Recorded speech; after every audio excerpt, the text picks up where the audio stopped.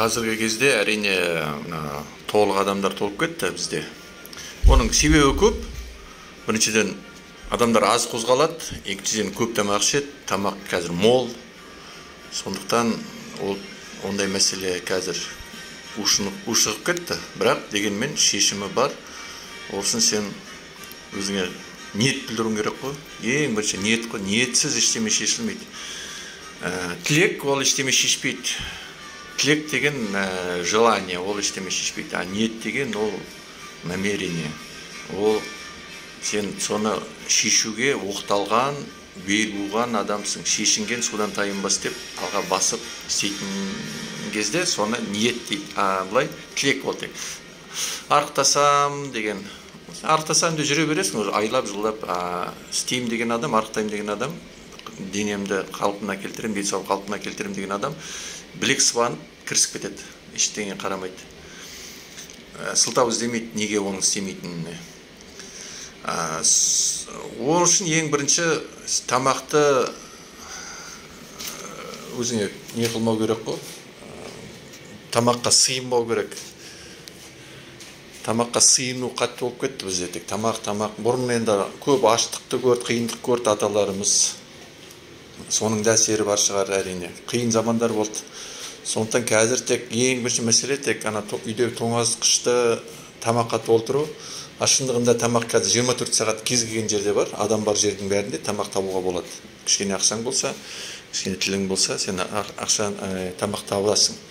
Кез келген уақытта. 24 сағат бойына. Сондықтан үйге тамақ жинап керек емес. Үйге тамақ жиналмаса, онда тамаққа сен табынуды азайта бастайсың. Тамаққа табынбау керек. Тамақ деген ол тек бір мұқтаждық нәрсе, керек.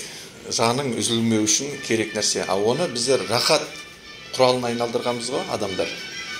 Ол қазаққа тән емес, барлық адамзатқа тән нәрсе.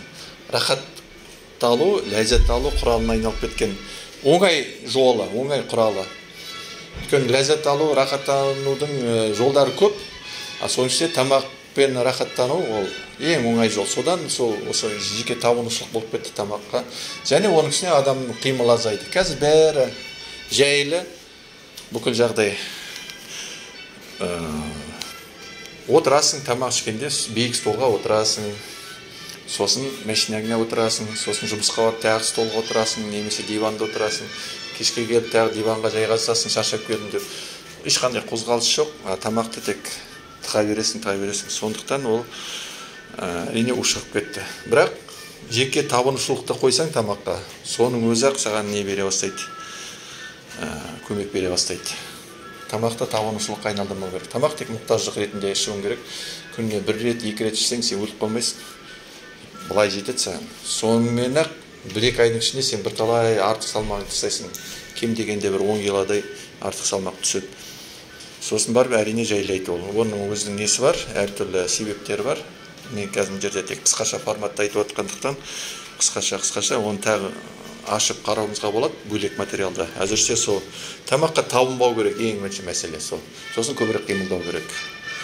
Сосын тілек емес, ниет білдіру керек. Істеймін деп соны оқталып, соны істеу керек соны. Болды.